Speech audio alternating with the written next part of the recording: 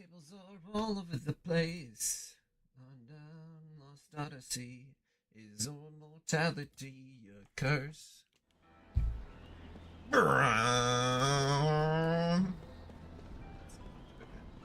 Street's closed. Use the other street over there. Use that other street. Council Chairman Roxian is one sharp man. He's been holding the reins ever since Ura became a republic 12 years ago. Oh, no. I was once concerned when King Sypha stepped down during the Magic Industrial Revolution. Things have been going rather well since then. Okay, so we had a king, and then there was the Industrial Revolution, and we changed it to a republic, and the king willingly stepped down. Sure. Islands of Wool wiped out by a meteor. Was it magic energy? I'm doing laps around. You can't even see me. 100 miles an hour. Hey, can I tell you a secret? There wasn't any magic when my grandpa was a kid. Magic Industrial Revolution has made life easier, sure, but it's also had a massive effect on nature. The Magic Industrial Revolution is really something. We lived completely different lives before it came.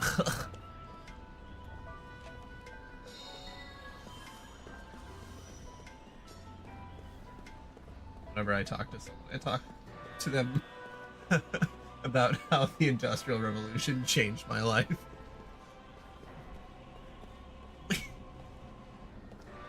We didn't have textile mills as a child. I'm searching for my husband. He belongs to the 98th Armored Magic Troopers Division. I heard his unit was sent into battle with the Kent. I'm still hopeful, but...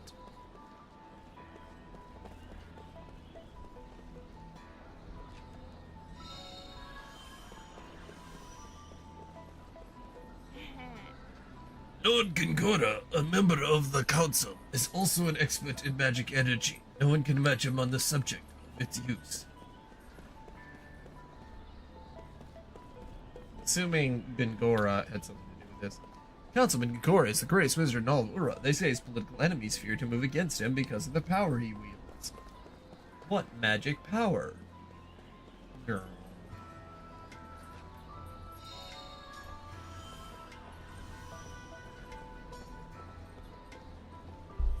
His walking speed is pretty fast too. His walking speed is like the same speed that running is in like Final Fantasy games.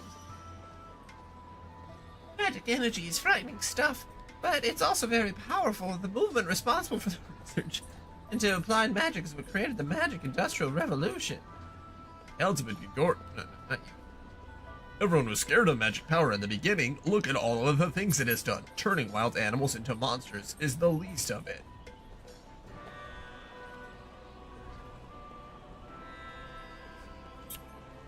Magic has drastically altered the ecosystem. Docile beasts turn into raging monsters practically overnight. The Sea of Boss has always been dangerous, but now it's infested with monsters thanks to the increase in magic energy. They say magic energy brought about the tragedy on the Highlands. That really worries me. These council types only say things that make them look good. Listen to the talk at a few of the bars and you'll quickly find out the truth behind the scene. Back here. Dog.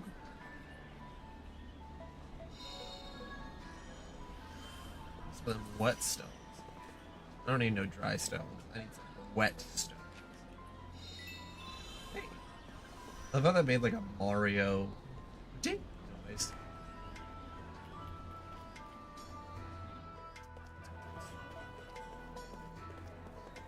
The council is telling us we have won the war, but can it really be called a victory at the cost of this many lives?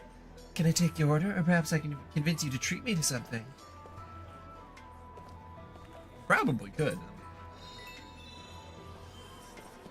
I'll marry you. Alright, let's see. My son-in-law went to the Highlands of Wool. We don't know what's happened to him. My grandchildren are still so little. Play the piano?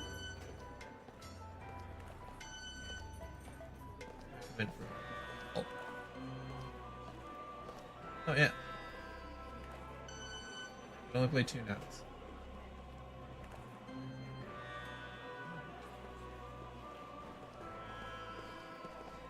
Just between me and you, I think Gore is the one who killed King Zypha. The magic industrial revolution is the proof. Yeah, I believe that. There have been rumors that King Zypha was assassinated. If that's true, then my money is on Chairman Roxon. Chairman Roxas.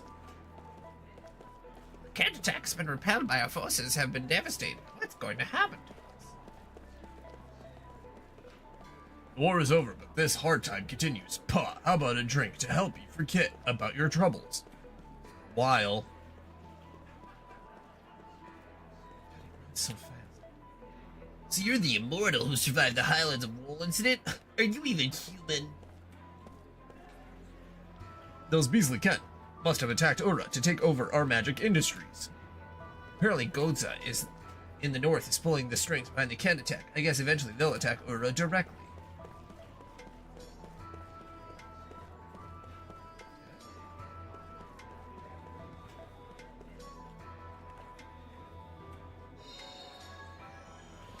People are really throwing whatever in these pots. Seeds, I found a bomb.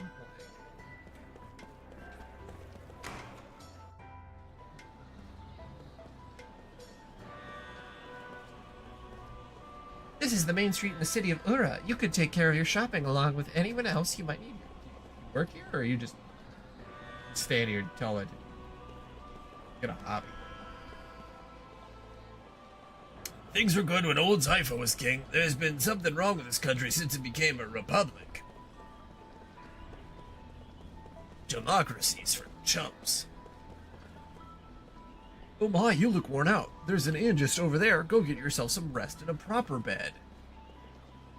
King Zypha ruled Ura until 12 years ago. After the queen's death, he just couldn't bring himself to care about politics. King Zypha was loved and respected by the people even after the monarchy came to an end, but dying in such a fashion that's bound to create some nasty rumors. The husband of the young woman next door hasn't come back from the battlefield. What a shame. They were such a lovely couple. I wonder what Lord Tolton, son of King Zypha, is doing now. It can't have been easy for him, always being compared to his magnificent father. Magnificent in bed. Don't tell anyone I said that. It's often said that magic power has made life easier for everyone, but I'd like to know what caused this power to suddenly appear. Magic energy has made life easier. Everything you see here in Ura is thanks to the blessings of the magic industrial revolution. The war is finally over, but it's such a cost to our fellow countrymen. Magic engines are so useful. I don't know how we ever did without them. They were incredibly rare just 30 years ago. You're at the Highlands of Wool, weren't you? My son is in the battle too. Do you know him? Is he still alive?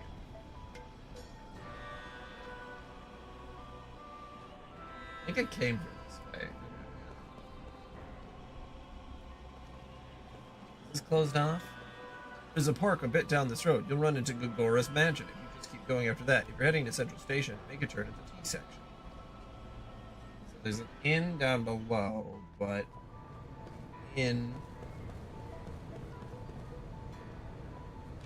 it's where the story will over. The industrial area that sprawls below is the crown symbol of the magic industrial revolution. The people who live here make the lavish lifestyle of Ura possible. Okay, it is really funny that a lot of people just keep talking about magic industrial. See if the kids talk about it. I'm gonna be mad again if I don't get home soon, but I want to play a little longer. Okay, that's good. Everyone just talk about this 24/7.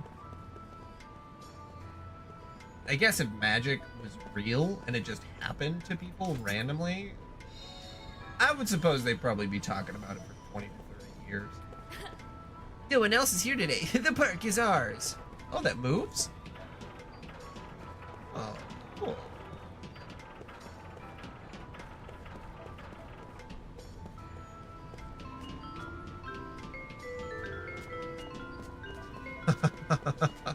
This game is great.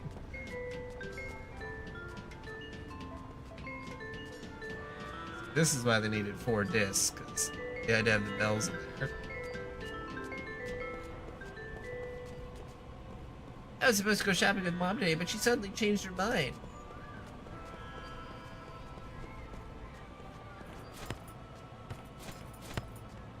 Okay, hold on.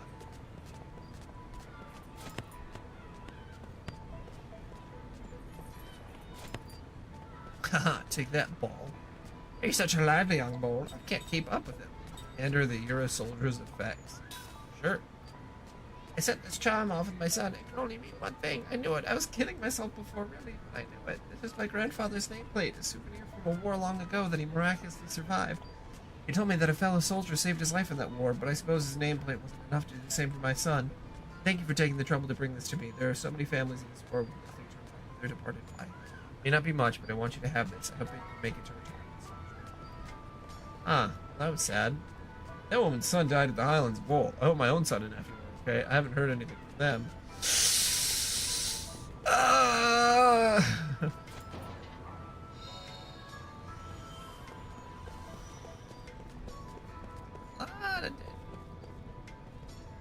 Sorry, but no one is allowed through here. Use the detour over there.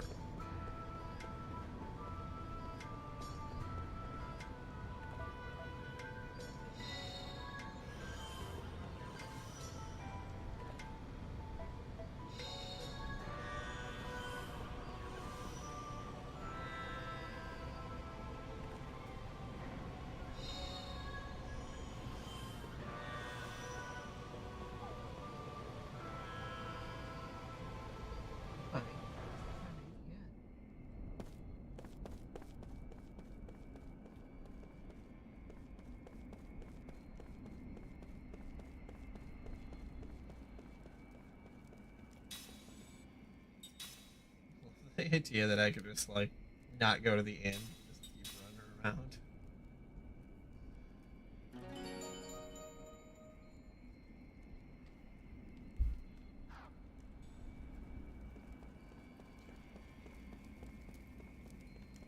Oh, that's a big car.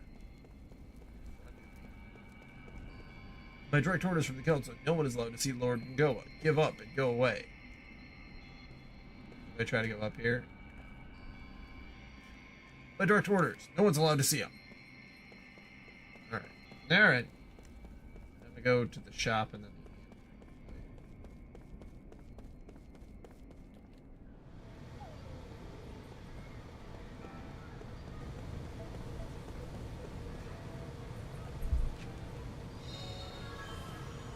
Get some good stuff by just rolling around.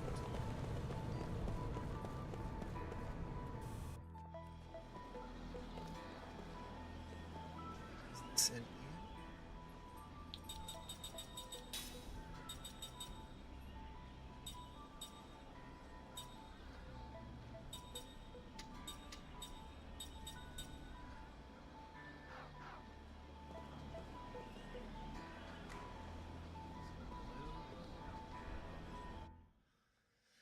see if blue is an inn or blue And must now, be. councillors, I propose that Gongora be removed from Grand Staff Project, with control transferred to this council. My lord. In addition, until Lieutenant Argonar completes his investigation, I propose that Gongora be confined to his residence under surveillance. Those who disagree with my proposal, raise your hands now. It appears I have no choice but to agree. I see there are no Well, it's objections. just this room that It is decided. causes these graphical freaks out. Maybe it's because there's so many people in one room. Okay, so this must be the other. That's a shop.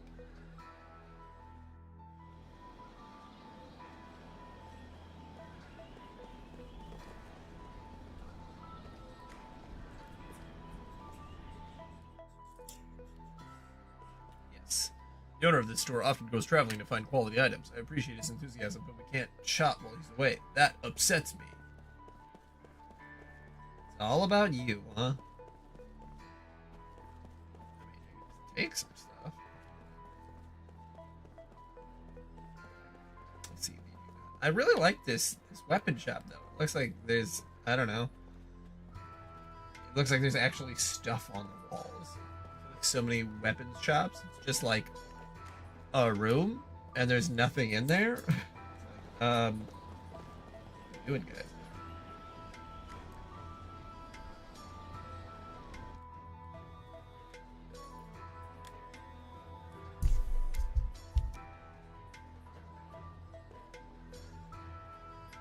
Welcome. The council has told me about you. Please enjoy your stay. As Kaim slips into deep sleep, his dream unfolds. A dream or his past. At this moment, there is no way he could know.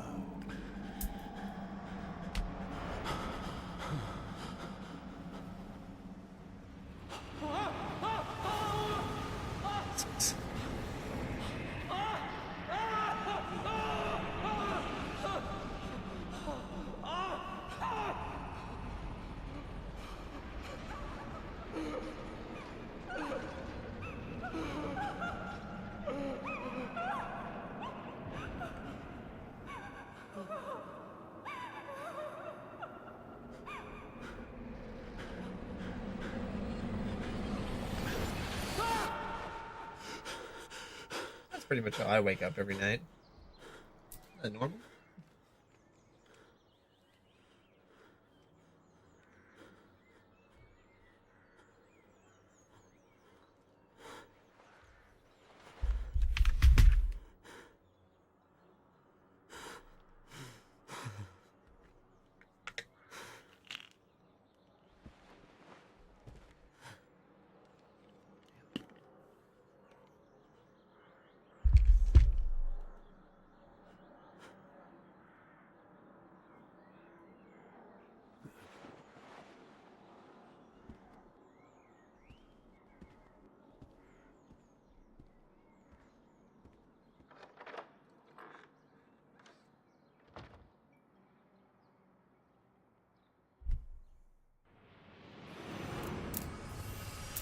Kind of recalls memory of locked deep in his heart.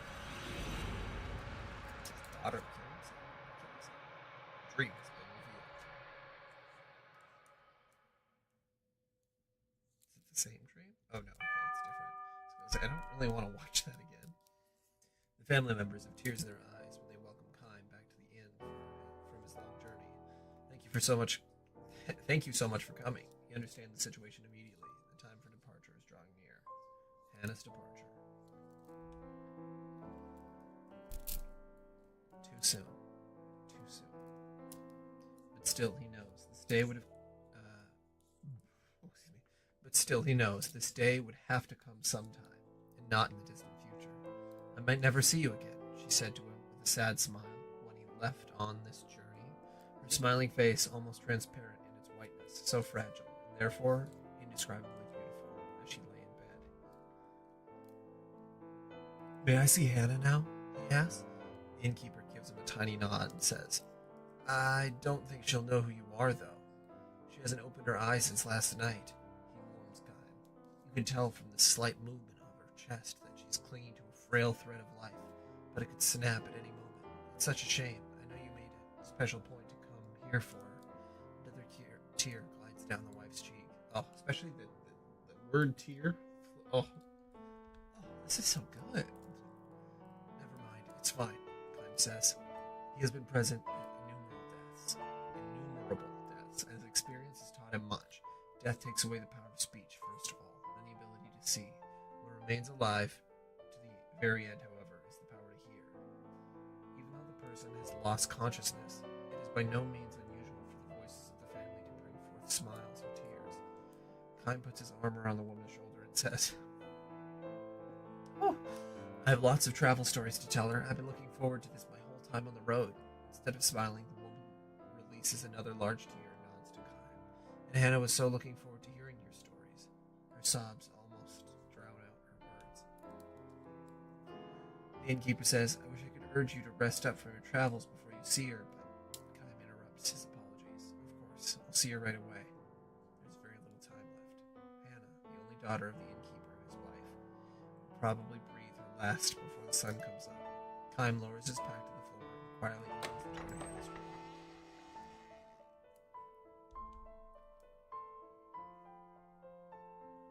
Hannah was frail from birth.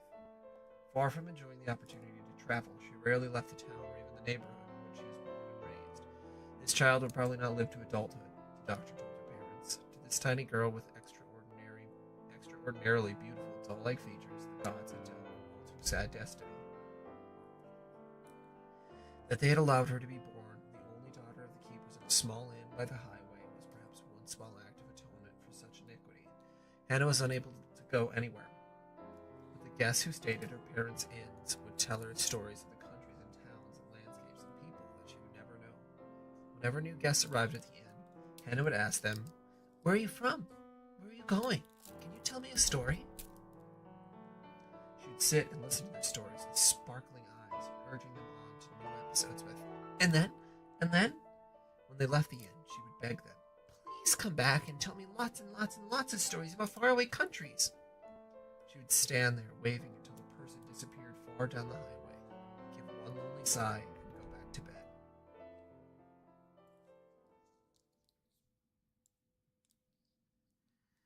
Hannah is sound asleep. No one else is in the room, perhaps an indication that she had long since passed the stage when the doctors could do anything for her. Kime sits down in the chair next to the bed and says with a smile, "Hello, Hannah. I'm back." She does not respond. Her little chest, still without the swelling of a grown woman, rises and falls almost imperceptibly. "I went far away across the ocean this time," he tells her. "The ocean on the side, where the sun comes up. I took a boat from the harbor way far beyond the mountains you can see from this window. And I was on the sea from the time the moon was perfectly round till it got smaller and smaller, and then bigger and bigger until it was full again. There's nothing but ocean as far as the eye could see, just the sea and the sky. Can you imagine it, Hannah? You've never seen the ocean, but I'm sure people have told you about it. It's like a huge, big, endless puddle." Kime chuckles to himself, and it seems to him that Hannah's pale white cheek moves slightly. She can hear him, even if she cannot speak or see. Her ears are still alive. Believing and hoping this to be true, Kime continues the story of his travels. He speaks no words of parting. As always with Hannah, Kime smiles with a special gentleness he has never shown to anyone else, and he goes on telling his tales with a bright voice, sometimes even accompanying his story with exaggerated gestures. He tells her about the blue ocean. He tells her about the blue sky. He says nothing about the violent sea battle that stained the ocean red. He never tells her about those things. Hannah was still a tiny girl when Kime first visited the inn. When she asked him, "Where are you from? And will you tell me some stories?" with her childish pronunciation and innocent smile, Kime felt a soft glow in his chest. At the time, he was returning from a battle. More precisely, he had ended one battle and was on his way to the next. His life consisted of traveling from one battlefield to another, and nothing about that had changed to this day. He has taken the lives of countless enemy troops and witnessed the death of countless comrades on the battlefield. Moreover, the only thing separating enemies from comrades is the slightest stroke of fortune. Had the gears of destiny turned in a slightly different way, his enemies would have been comrades, and his comrades' enemies. This is the fate of the mercenary. He was spiritually worn down back then and feeling unbearably lonely. As a possessor of eternal life, Kime had no fear of death, which was precisely why each of the soldiers' faces distorted in fear, and why each face of a man who died in agony was burned permanently into his brain. Ordinarily, he would spend nights on the road drinking, immersing himself in an alcoholic stupor, or pretending to. He was trying to make himself forget the unforgettable. When, however, he saw Hannah smile and she begged him for stories about his long journey, he felt a far warmer and deeper comfort than he could ever obtain from liquor. He told her many things. About a beautiful flower he discovered on the battlefield. About the bewitching beauty of the mist filling the forest the night before the final battle. About the marvelous taste of the spring water in a ravine where he and his men had fled after a losing battle. About a vast, bottomless blue sky he saw after a battle. He never told her anything sad. He kept his mouth shut about the human ugliness and stupidity he witnessed endlessly on the battlefield. He concealed his position as a mercenary from her, kept silent regarding his reasons for traveling constantly, and spoke only of things that were beautiful and sweet and lovely. He sees now that he told Hannah only beautiful stories of the road, like this, not so much out of concern for her purity, but for his own sake. Staying in the inn where Hannah waited to see him turned out to be one of Kime's small pleasures in life. Telling her about the memories he brought back from his journeys, he felt some degree of salvation, however slight. 5 years, 10 years, His friendship with the girl continued. Little by little, she neared adulthood, which meant that, as the doctors had predicted, each day brought her that much closer to death. And now, Kym ends the last travel story he will share with her. He can never see her again, can never tell her stories again. Oh, Jesus Christ. Before dawn, when the darkness of night is at its deepest, long pauses enter into Hannah's breathing. The frail thread of her life is about to snap as Kym and her parents watch over her. The tiny light that is lodged in Kym's breast will be extinguished. His lonely travels will begin again tomorrow. His long, long travels without end. You'll be leaving on travels of your own soon, Hannah.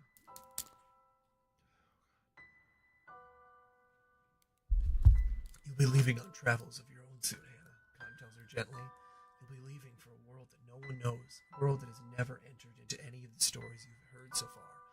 Finally, you'll be able to leave your bed and walk anywhere you want to go. You'll be free. He wants her to know that death is not sorrow, but a joy mixed with tears. It's your turn now.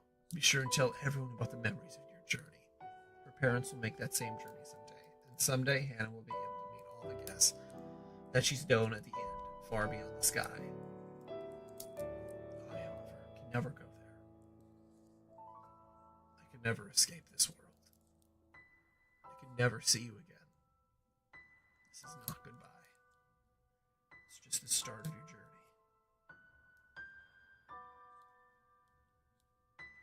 He speaks his final words to her. We'll meet again. His final lie to her.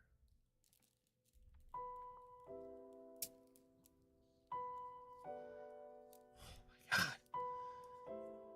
Hannah makes her departure. Her face is transfused with a tranquil smile, as if she had just said, "See you soon." Her eyes will never open again. A single tear glides slowly down her cheek. Whew.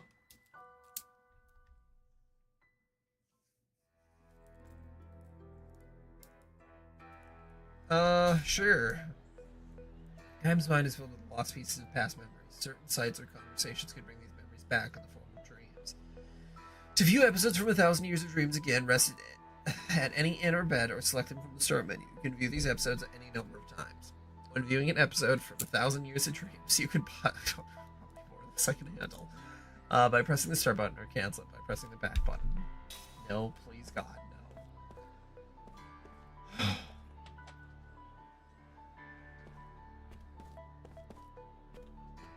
Have you been in Ura for a long time? This is my first time. I'm looking for a job to make something out of my life.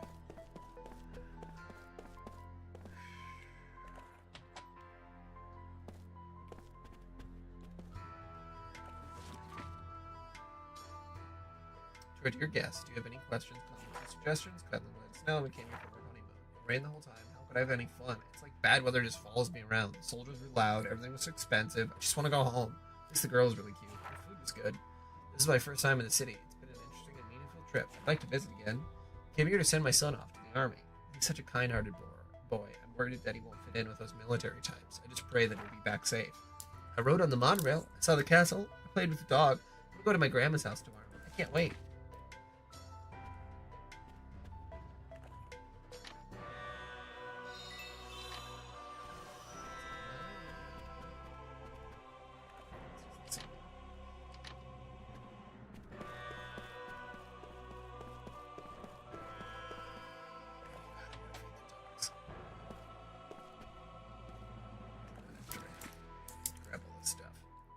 Ura Street Map. Great Gate, downtown Ura, the palace.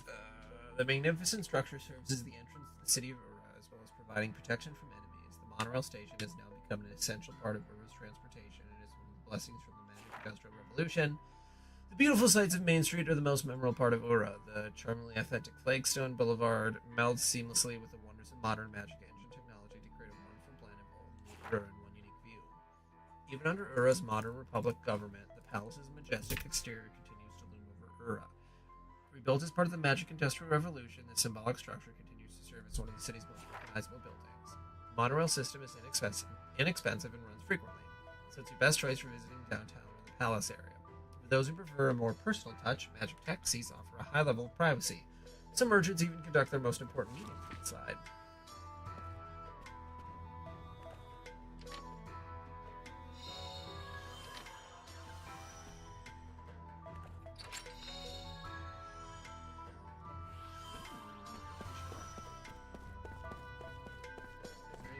Is there anything in the room that I was in? I